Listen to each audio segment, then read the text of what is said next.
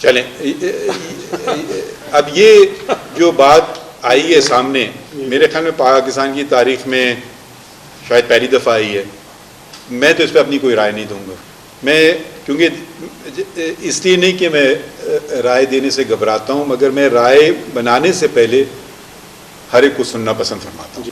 کہ ہو سکتا ہے میری ذہن میں کوئی بات ہو، مگر اکثر میں صبح ہمارے یہاں فائلز آتی ہیں اگلے دن کی، پڑھتے ہوئے یقیناً کوئی نہ کوئی آپ کا رجحان کسی طرف جاتا ہے. آپ کرسی میں بیٹھیں جج کی، تو شروع میں جو سوچا ہوا تھا کہ کیس نہیں بنتا ہے، نہیں اس میں تو بڑا اچھا پوائنٹ نکل آیا ہے، یہ تو کیس ہے.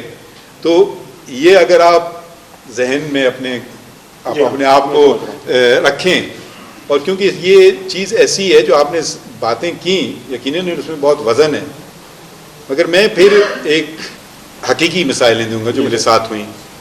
ابھی جس فیصلے کا آپ نے ذکر کیا وہ کہ 184 کے رولز نہ بنے تو ابھی تک آپ ان پہ فیصلہ نہ کریں، تو اس پہ 3 ممبر بینچ تھی، 2 ایک طرف تھے میجورٹی میں جی، ایک ہمارے بھائی کی رائے کچھ اور تھی، شاہد وحید. ٹھیک ہے سرانکوں پر.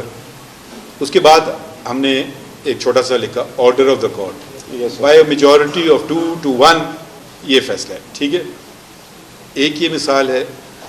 ایک مثال میں دیتا ہوں جو میں نے سب سے شاید اپنی جب میری ایلیویشن ہوئی تھی، اپوائنٹمنٹ ہوئی تھی سپریم کورٹ میں، تو ایک 17 پوری تشکیل دی گئی سپریم کورٹ. اس وقت سارے ججز کوئی خالی نہیں تھا، 17 ججز تھے. چیف جسٹس فوجی عدالتوں کا جو مسئلہ جی، فرسٹ امینڈمنٹ، وہ اس وقت کے چیف جسٹس سے ناصر الملک صاحب. یہ 21ویں ترمیمی امینڈمنٹ ٹو دا کانسٹیٹیوشن تھا کہ سویلینز کو ملٹری کورٹس ٹرائی کر سکتی ہیں نہیں. تو اس میں آئین میں ترمیم لائی گئی تھی اور یہ چیلنج کی گئی تھی. یہ جو فیصلہ ہے، بہت سارے ججز نے الگ الگ فیصلے لکھے، ان میں سے میں بھی ہوں. وہ تو بہت ہی ضخیم فیصلہ ہے. 800 صفحات، ہاں بالکل 800 صفحات، 800 صفحات پہ مختلف رائے ہیں.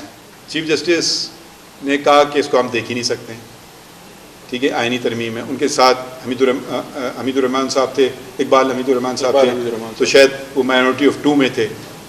8 نے کہا دیکھ سکتے ہیں، 8 کی میجورٹی نے کہا کہ دیکھ بھی سکتے ہیں اور یہ صحیح ہے. جی بالکل.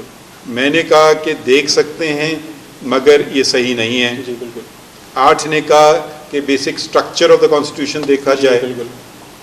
5 نے، جس میں میں تھا، میں نے کہا نہیں، جو ایک چیز جو 47 سے چلی آ رہی ہے وہ قرارداد مقاصد ہے، جو پریامبل ٹو دا کانسٹیٹیوشن یا آبجیکٹو ریزولوشن ہے، اس کو دیکھا جائے.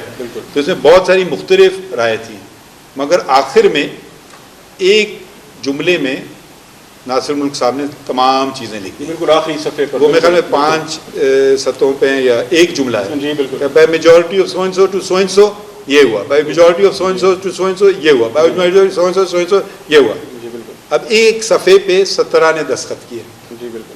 میں سیکنڈ جونیئر موسٹ جج تھا اس وقت، تو ہم سب نے ایک صفحے پہ دستخط کیے. تو اس میں اگر آپ کو میں کو پڑھیں 800 پیجز، تو آپ کہیں یار فیصلہ کیا ہے، آپ شاید ایک فیصلہ اٹھا لیں تو آپ کہیں یہ فیصلہ ہے، کوئی دوسرے یہ اٹھا لیں یہ فیصلہ ہے، تیسرا کوئی اٹھا لیں، چوتھے صاحب سارے بھی پڑھ لیں اور پھر بھی شاید ان کے ذہن میں کلیئرٹی نہیں ہو، کنفیوژن ہو. تو وہ ایک صفحہ پہ بات آ گئی صاف ستھری کہ یہ فیصلہ ہے. اب میں آپ کو 2 باتیں جب میرے ساتھ ہوئی ہیں، تو ایک تو اس وقت کے چیف جسٹس نے لکھا تھا، ناصر الملک صاحب نے، اور ہم سب نے دستخط کیا تھا.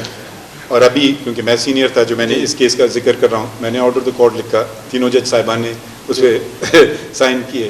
کم از کم یہ آپ کو پھر اب اس میں کہ آرڈر کیا ہوا. اب آپ ہو سکتا ہے آپ یہ کہیں کہ نہیں میری رائے غلط تھی اور مائنورٹی رائے صحیح تھی، یہ آپ کی رائے ہے، ٹھیک ہے، مگر فیصلہ رائے میں، فیصلہ اور رائے میں فرق ہوتا ہے. میری رائے کیا ہے اور عدالت کا فیصلہ کیا ہے.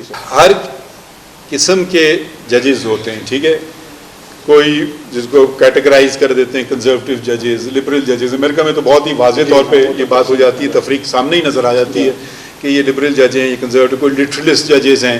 کچھ چاہتے ہیں کہ آئین کو ذرا سا پش کریں، اس کی لینگویج کو، رائٹ ٹو لائف کا کیا مطلب ہے، right to life means healthy environment also, اس میں مزید چیزیں لائیں، ٹھیک ہے. اب کچھ چیزوں میں ذرا ٹریڈیشنلسٹ کنزرویٹو ہوں. جہاں تک 184(3) ہے، دیکھیے میں نے کہا کہ آئین میں میرے پاس کیا اختیار ہے. میں سپریم کورٹ کا جج ہوں. میں ایک قتل کا مقدمہ نہیں چلا سکتا ہوں.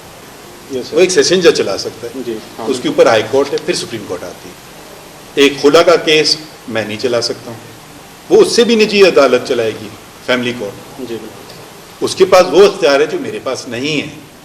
میں اس کے فیصلہ پہنچتے پہنچتے تک میں اس کو سرا سکتا ہوں, یا میں اس کو ہٹا سکتا ہوں, یا میں اس کو تبدیل کر سکتا ہوں, مگر میں خود نہیں یہ کام کر سکتا.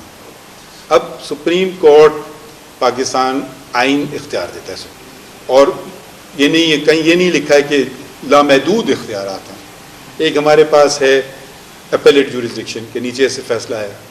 ایک ہمارے پاس ہے ٹرانسفر جورسڈکشن کہ 2 صوبوں میں کیس چل رہا ہے ادھر ادھر.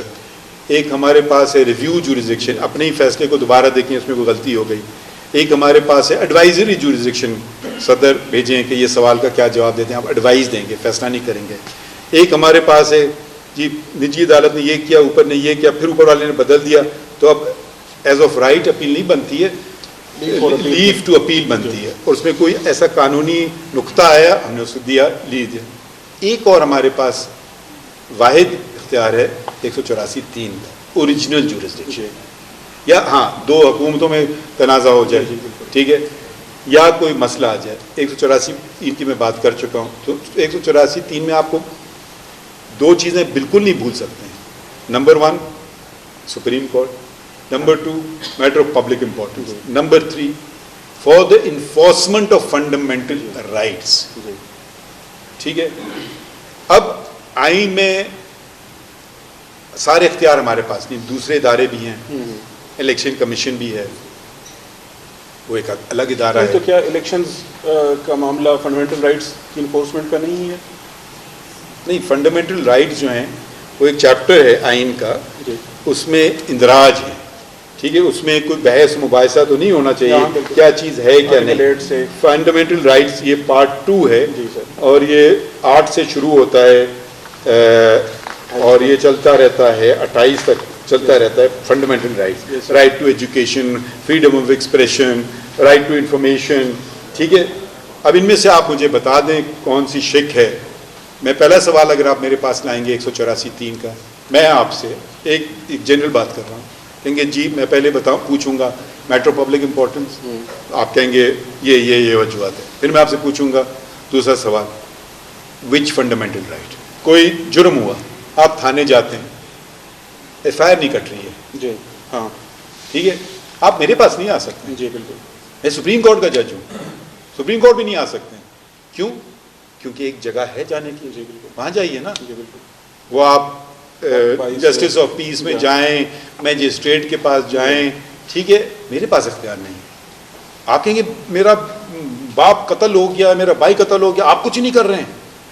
میں آپ سے سمپتی کر سکتا ہوں, اس کے خلاف نہیں کچھ کر سکتا. میں کہوں گا جہاں جس کا کام ہے اس کو کرنے دیں. جی اب وہ کام صحیح کرے غلط کرے, اوپر سے میرے پاس آئے فیصلہ, پھر میں کر سکتا ہوں. تو جب بھی یہ ایک وہ اسی لیے میری اہلیہ مجھے کچن میں کبھی نزدیک نہیں چھوڑتی ہے کہ اسے کھانا ہی نہیں ملے گا کسی کو.